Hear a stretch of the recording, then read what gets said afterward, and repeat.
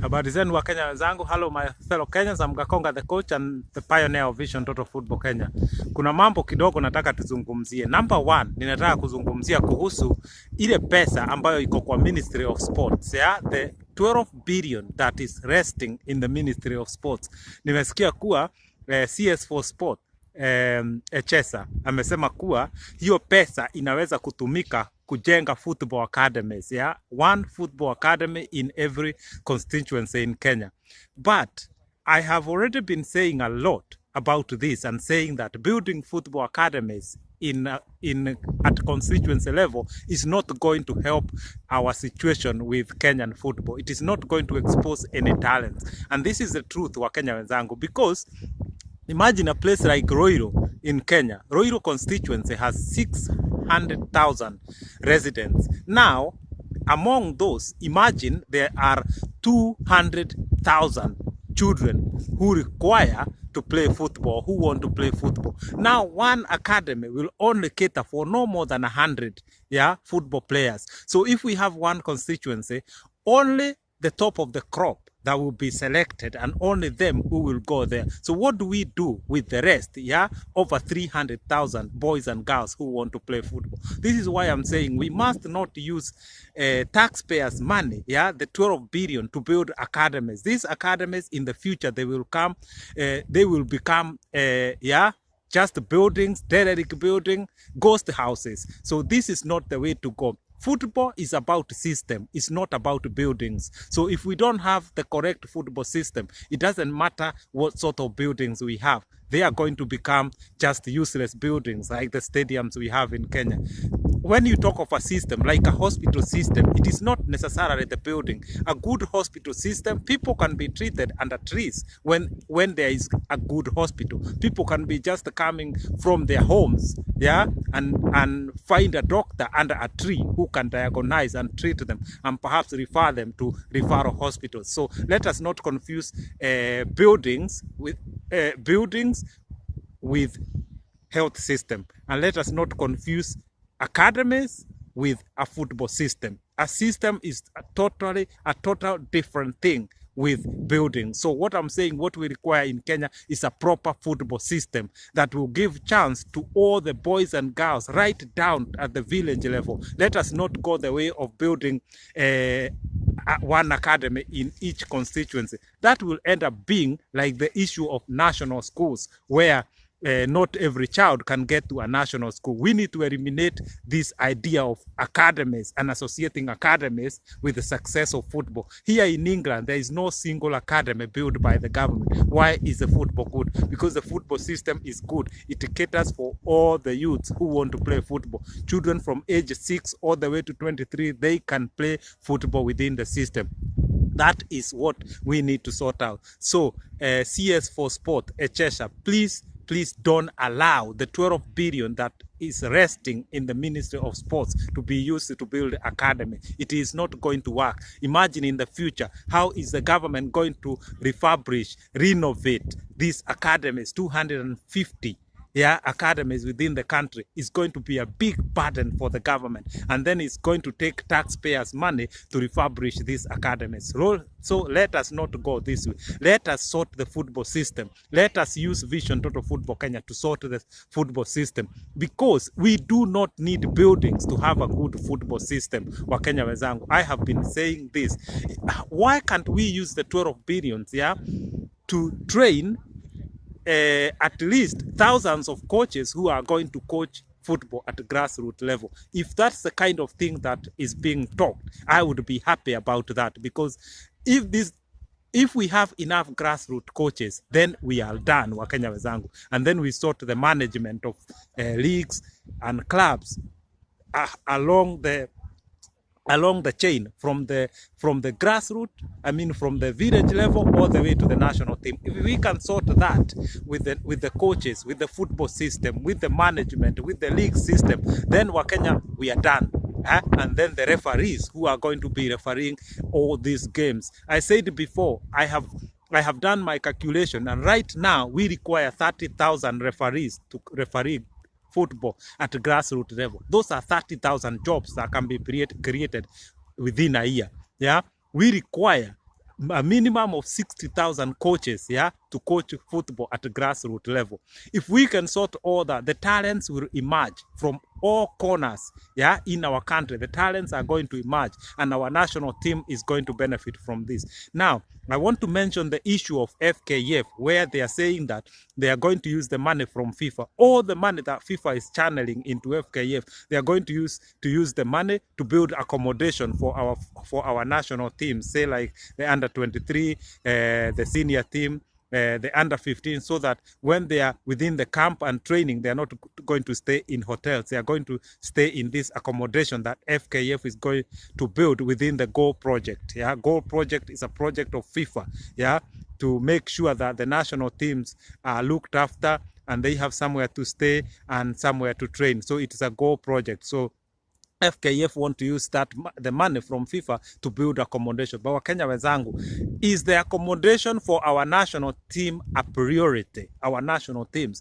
Wakenya wenzangu, I heard FKF chairman the other day saying on TV, now we are doing very well with our national teams. We have under 13, under 15, under 17, and I think under 23, and they are doing well. So in future, we will find replacement for Orunga, replacement for Wanyama from there.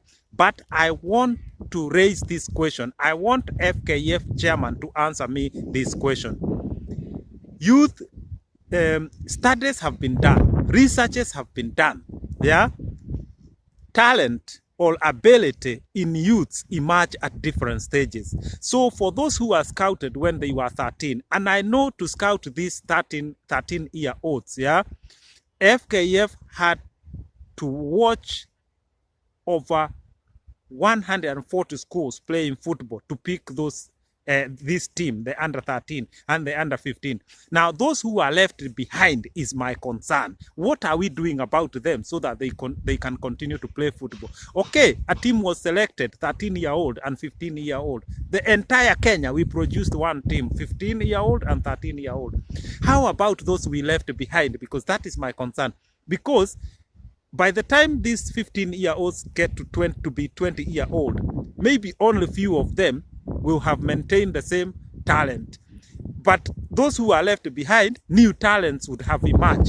So even there were some that were left behind who are going to be better than those who are selected. At age 20, if you follow, you will find that some of those who are left behind are better than those who were selected. So what we need to do is to have a system that is inclusive.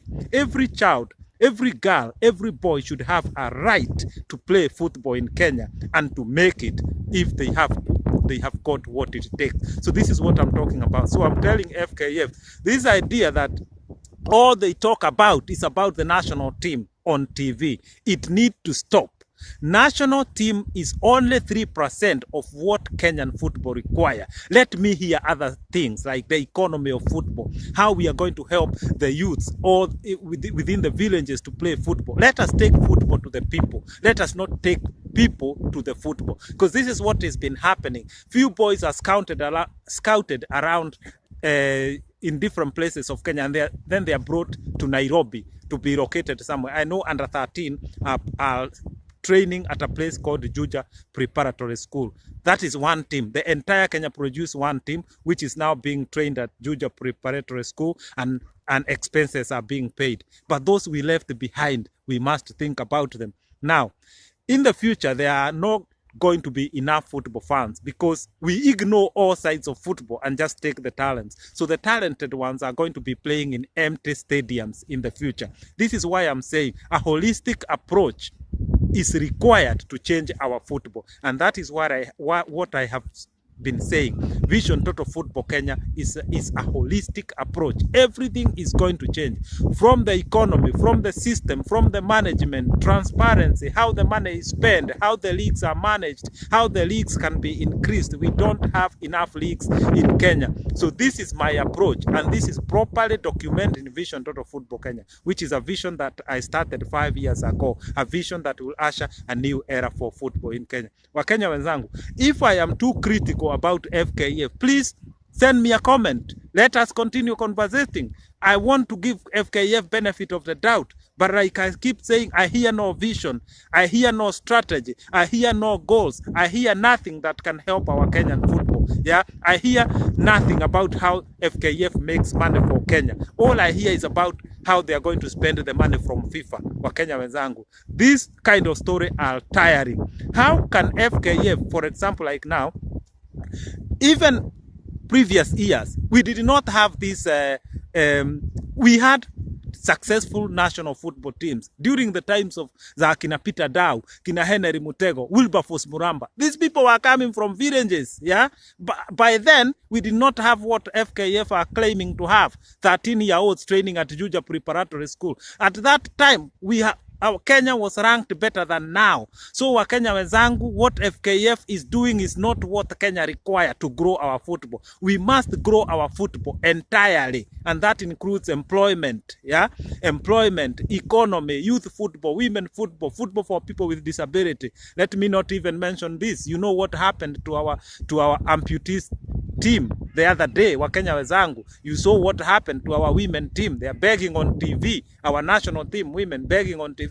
Things are bad, Wakenya wenzangu. Right now, if I give you Mwendwa here, and I give you, so if I give you Nick Mwendwa on this side, and then on the other side I give you Sam Nyamoya, who would you elect for a second term? Question yourself, but please send me comments. Let us conversate. If I'm being too critical, please send me a comment and say, my friend, you are criticizing FKF too much. Send me a comment. I will accept it. Only a fool who does not change his mind ni mjinga tu ambaye asio badilisha akili yake ama asiokubali criticism. So I'm open to criticism, Wakenya wenzangu. I know those who have been following my video, you know I said that it is not about individuals. I don't know Nick Mwendwa as a person.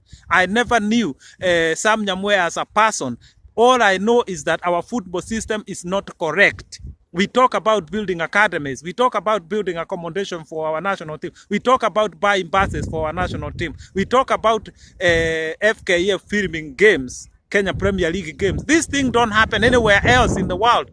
This England, where football is successful, none of that shenanigans are happening. But yet football is so successful. I have said this. Think about Jimmy Vardy. He came from grassroots. He only got exposed a while ago. So Wakenya wenzangu, grassroots, where we ignore, is where our future is.